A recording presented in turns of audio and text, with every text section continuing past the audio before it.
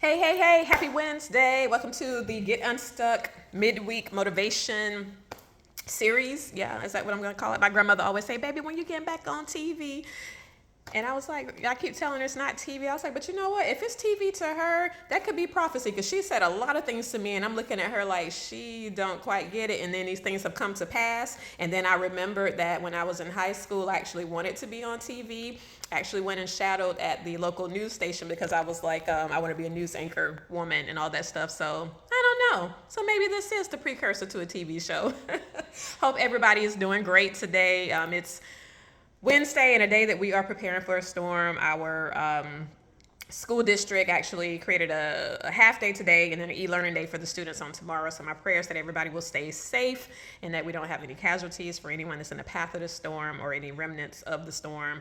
And, I woke up this morning feeling really grateful because part of the reason that I started a telepsychiatry practice for reasons just like this, because I was having lots of patients who had to cancel appointments. Like we had to shut down the office if there were storms or, flooding, traffic, all sorts of barriers for people trying to get into the office for their appointments. And so this is one of those times where I'm like, I'm so grateful. It's like mission accomplished because I can still take care of my patients today. No interruptions in care. And so we are great. So one of the things that I wanted to talk about today, in addition to get ready, because we're going to do a card selection. I'm having so much fun with this. But I wanted to share something just in and kind of like being transparent with some of my journey as well. I have a coach, have really supportive friends, and then I also have a therapist. And so one of my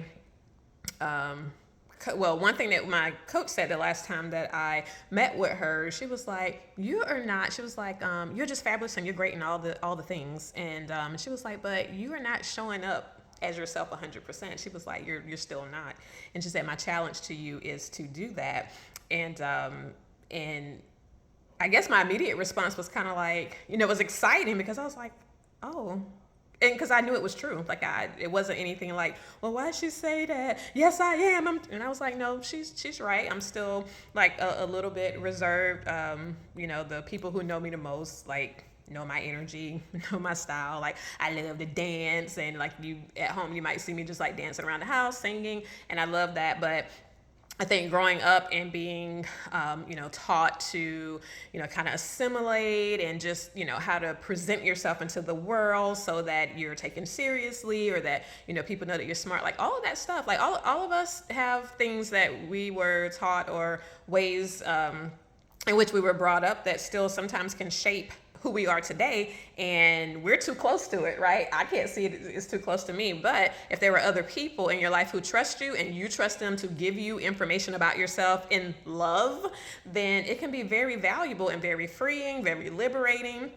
So she said that, and then it was confirmed when I was talking to, my therapist, and she kind of said the same thing, like, your personality, like show that to the world. So that's one of the journeys that I am on. I was like, okay, well, the next time I'm speaking, y'all might just see me on stage dancing. It's like, okay, and so, and I'm like, well, it's not just like a regular dance, but I like, I totally embrace my femininity, sexuality. So I like dancing. I actually have a pole in my house, and I probably would not have said that before in public because of how that could be misconstrued. But do I care? I don't care. It's mine. I love it. And sometimes I dance for my husband. Sometimes I dance just for me because of how it makes me feel. All right. So anyway, that is something that I wanted to share just in my transparency so that I can also encourage other people to do the same. Like be you. Being you is what makes you unique. And I think for me, it was like the fear of judgment. And then if you're judged, then what if people, talk about you? And then if they don't want to, be associated with you. And then I thought about it, like, I am 45 years old. I may have already lived more life behind me than I have ahead of me. So why do I care? Like, why would I be thinking that? I'm brilliant. I'm smart. I have done lots of things through the grace of God, have accomplished lots of things. And if someone doesn't see the value in who I am or decide they don't want to be associated, it's completely fine because chances are my life is going to continue to flow, right? So it's a freedom. that I am embracing and coming into even more. And last week I was in Washington, D.C., well, actually in Maryland. The building we were located in was in Maryland for a government agency, and it was a really big deal. So for the last year, I did some work as a fellowship for Morehouse School of Medicine, the CHAMPS program, and that program is designed to overall improve the quality of healthcare. So it was grant funded by HRSA, which is an organization from Department of Health and Human Services. And so we received money and support and coaches and books and, computer, like everything we needed to complete our research and projects. So I decided to focus on the healthcare providers. All of the other presentations were geared more towards taking care of the patient and making sure that we have equitable healthcare, high quality healthcare. But for me, I see people, like that's always been my heart, like seeing people, and even sitting in a room full of physicians and physician assistants. Like for me, it wasn't even like the titles. It was just like, these are people, how can I help? So my quality improvement project was assessing the need for burnout reduction initiatives for Black physician assistants. And like I told them, let's be very clear that this is for everybody, because burnout for healthcare providers is a systemic issue across the board. It crosses ethnicities, races, ages, all of that stuff. But of course, if you're doing research, well, for me, when I was doing the research, there was a lot of broad information, but I wanted something specifically for the Black PAs, because right now in our nation, there are only 3.7% of PAs are Black. And we all know that research has shown that when you have healthcare providers who look like you, who look like the patient population, then patient outcomes are a lot better. So how can we get that number to increase if we have PAs who are leaving because they are burned out? So that's why I wanted to focus my research on that. But I said all that to say that, just sitting in that space and knowing that my work was different, it was cool. I was like, again, just embracing me and loving the space that I'm in right now. So Midweek Motivation, that's the first part of it, is just embracing being you. Like, if you're younger than me, don't be like me in my mid-40s and just now being like, okay, I'm just going to show all of me. Like, do it now. And I'm so proud of my kids because they're bold. Like, they are so much bolder than I was at their age. And I just love it. I love it, love it, love it. And if you're older than me, still use this as an example. It's never too late, because if you're older than me, chances are you probably had more systems in place and more teachings to support why you wanted to kind of, protect yourself or shield yourself. And, and it worked.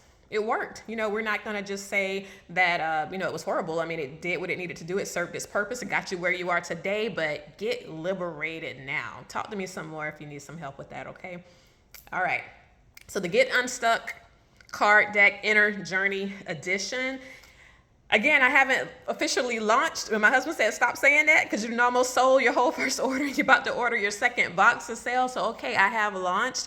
Last week when we were at lunch, the group of people in DC that I was with, and I was telling them about it, and I was like, hey, anybody want to, pull a card? I explained to them what it was, and so of course they each wanted to pull one, and one of the ladies, as soon as she got it, she read it, and she just started crying. She was in tears. The lady sitting across from me, when she read her, she was like, how did you know? And I told them, I was like, look, these cards, these messages have been prayed over. They're divinely inspired. And I have seen it now, when I was in St. Croix. And then this time last week, it's not magic, it's God.